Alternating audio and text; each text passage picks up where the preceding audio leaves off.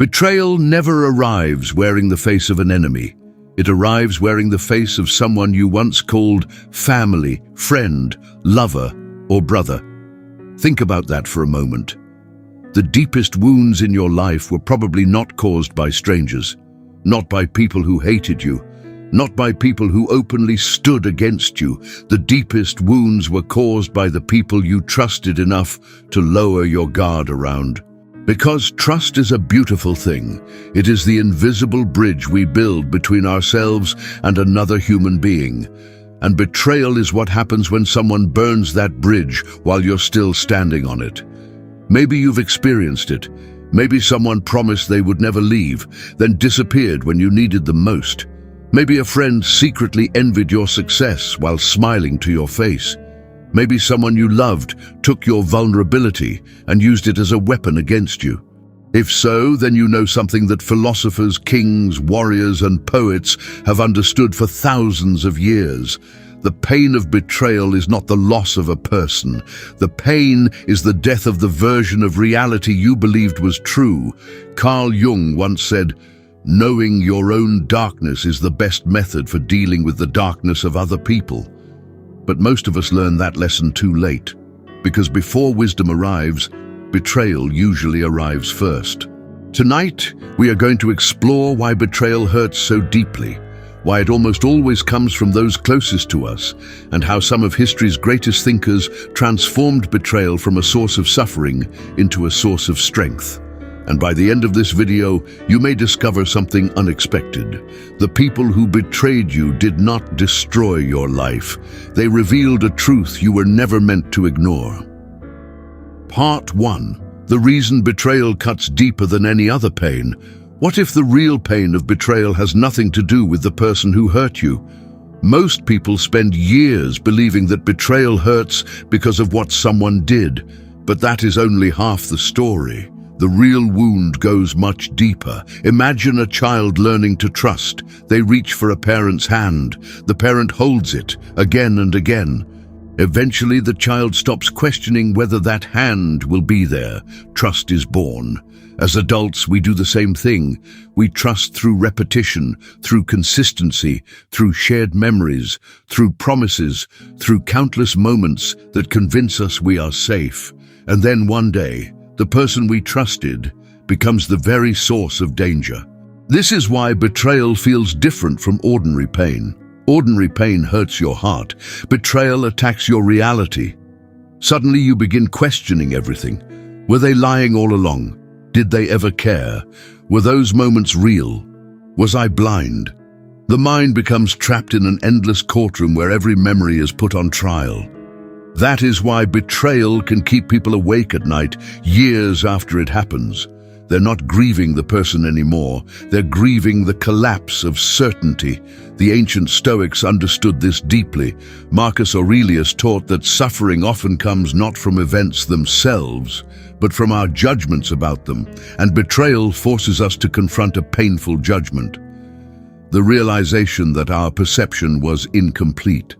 Not because we were stupid, not because we were weak, but because trust always requires vulnerability. You cannot trust without risk. The two are inseparable. Every meaningful relationship is a leap into uncertainty, and every leap carries the possibility of falling. Yet here is the paradox most people never understand. The ability to trust is not weakness, it is courage. The betrayal belongs to the betrayer. The courage belonged to you, and that distinction changes everything, because healing begins the moment you stop asking, "Why did they do this to me?" and start asking, "What truth is this experience trying to teach me about people, about life, and about myself?" That question marks the beginning of wisdom, not bitterness. Wisdom. Part 2. Why the people closest to you are often the ones who betray you. The most dangerous enemy is rarely the one standing across from you. It is often the one standing beside you. There is a truth about human nature that many people spend their entire lives trying to avoid. Not everyone who loves you wants to see you grow. Not everyone who supports you wants to see you surpass them. And not everyone who smiles at your success is celebrating it. Sometimes they are measuring it. This is one of the most painful realities of adulthood, because when we love people, we often assume they see us the same way we see them. But people are not only driven by love, they are also driven by fear. Fear of being left behind, fear of feeling inadequate, fear of comparison, fear of losing significance. And when those fears become strong enough, they can quietly poison even the closest relationships. Think about history. Julius Caesar did not fall because of strangers. He fell because of people within his inner circle. The phrase "et tu, brute" has survived for centuries because it captures something timeless, the shock of discovering that the hand holding the knife belonged to someone trusted. But betrayal rarely begins with hatred. Most betrayals begin with hidden resentment. Resentment that was never spoken, jealousy that was never acknowledged, insecurity that was never healed. The frightening thing about envy is that it often disguises itself as friendship. A person can clap for you publicly while silently competing with you privately. They can encourage your dreams while secretly hoping you fail. Not because they are evil, but because your growth forces them to confront their own stagnation. Carl Jung believed that what people refuse to face within themselves often becomes projected onto others. This means someone unhappy with their own life may begin resenting the person who reminds them of what they could have become. And unfortunately, that person might be you.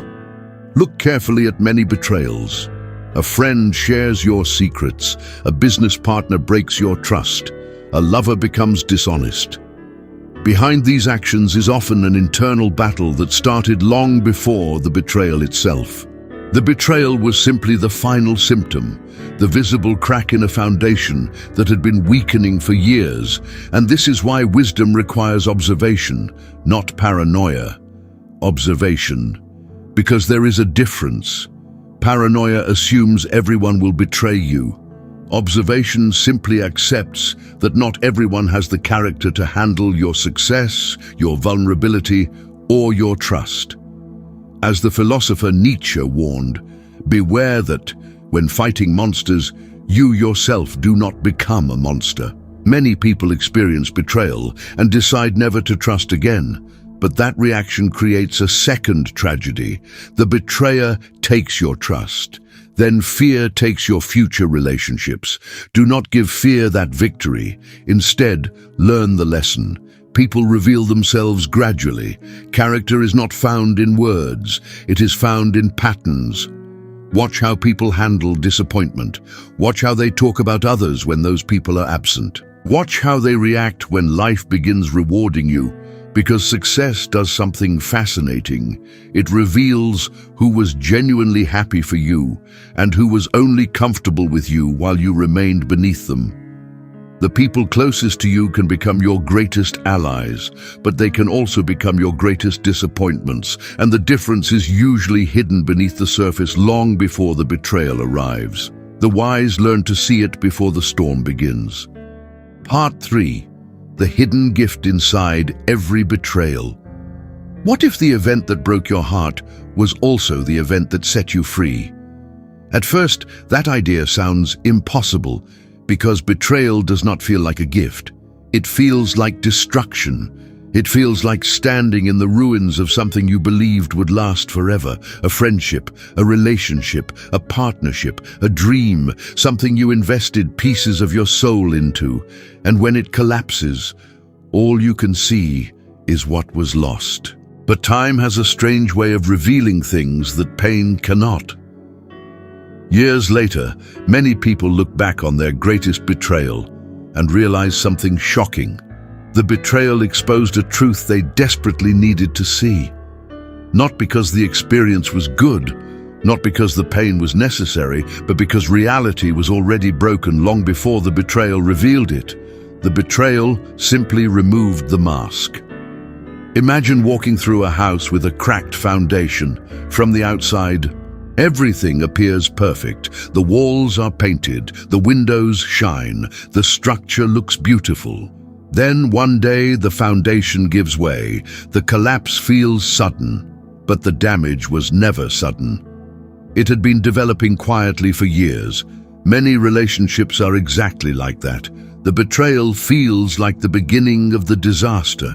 In reality, it is often the moment the hidden disaster becomes visible. This is why some of the strongest people you will ever meet are those who have been betrayed, not because betrayal made them stronger automatically, but because they chose growth instead of bitterness. There is a difference. Pain is unavoidable. Bitterness is a decision repeated over time. Growth is also a decision repeated over time, and every betrayed person eventually arrives at a crossroads.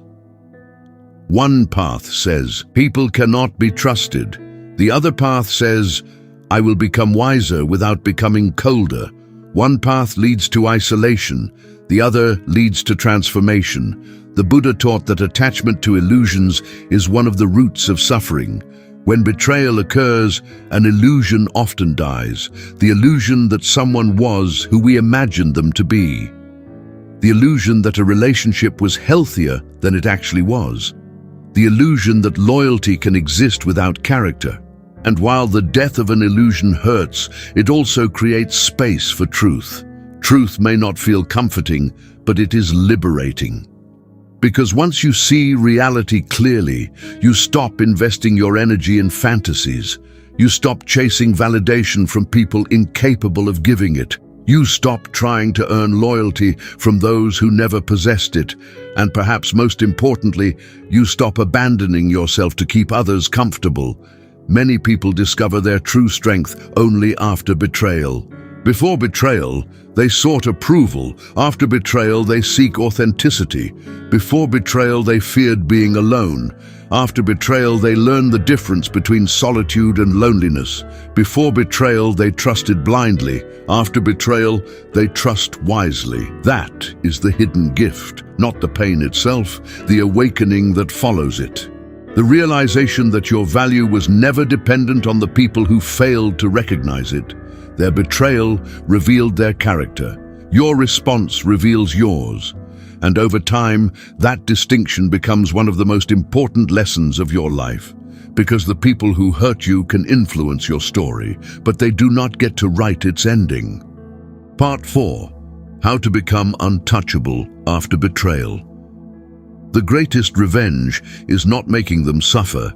It is becoming someone their betrayal can no longer reach. Most people misunderstand healing. They think healing means forgetting. They think healing means pretending it never happened. They think healing means waking up one day and feeling absolutely nothing.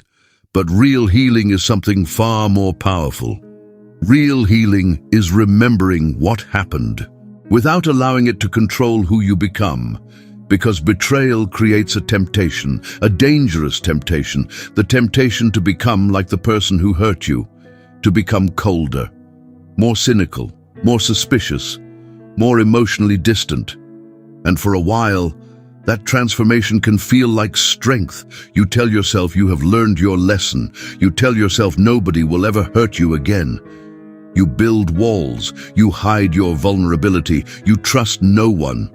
But walls do not only keep pain out, they keep life out too. The tragedy is that many people survive betrayal, only to imprison themselves afterward. And that is not freedom. That is fear disguised as wisdom. The philosopher Epictetus taught that no person has power over your mind unless you surrender it to them. Think about that carefully. The betrayal happened once, but every day you replay it endlessly. It continues happening inside you. Every moment spent obsessing over their actions is another piece of your peace handed back to them. Eventually there comes a moment when you must make a choice, not about them, about you. Will this experience define your future, or will it refine it? Because there is a profound difference between being wounded and being defeated. A wound is something that happened to you. Defeat is something you accept. And history is filled with people who transformed betrayal into greatness, not because they sought revenge, but because they redirected their energy. Instead of proving others wrong, they focused on becoming stronger. Instead of chasing explanations, they built a better future. Instead of demanding closure, they created it themselves. This is where true power begins, not when the pain disappears, but when your purpose becomes larger than the pain. One day, the person who betrayed you may hear about your life. They may hear about your success, your peace, your growth, your happiness, and they may wonder how you moved forward without them. But by then, something remarkable will have happened. You will no longer be living for their regret. You will be living for your own fulfillment, because the strongest people are not those who never got betrayed. The strongest people are those who refuse to let betrayal turn them into someone they were never meant to be. And that is the final lesson. People can break your trust. They can disappoint your expectations. They can walk away from promises they once made. But they cannot steal your character unless you give it away. They cannot destroy your future unless you build your future around their actions. And they cannot define your worth unless you allow their judgment to become your identity. So if you have been betrayed, remember this. The chapter may have been written by them, but the rest of the story belongs to you. The betrayal was not the end. It was the moment life challenged you to discover who you really are, and perhaps the most beautiful victory of all is becoming someone who no longer needs an apology to move forward, someone who no longer waits for justice to heal, someone who understands that peace is not found in revenge. Peace is found in release, because in the end, betrayal reveals two people: the person they truly were, and the person you are capable of becoming. So before you leave, ask yourself one question. Who would you be today if you stopped carrying the weight of what someone did to you? Not tomorrow, not next year, today. Because the moment you release the need to change the past, you reclaim the power to create your future. And sometimes the most extraordinary transformation begins with a simple realization. The people who betrayed you were never the authors of your destiny. They were only a chapter. You are the entire book.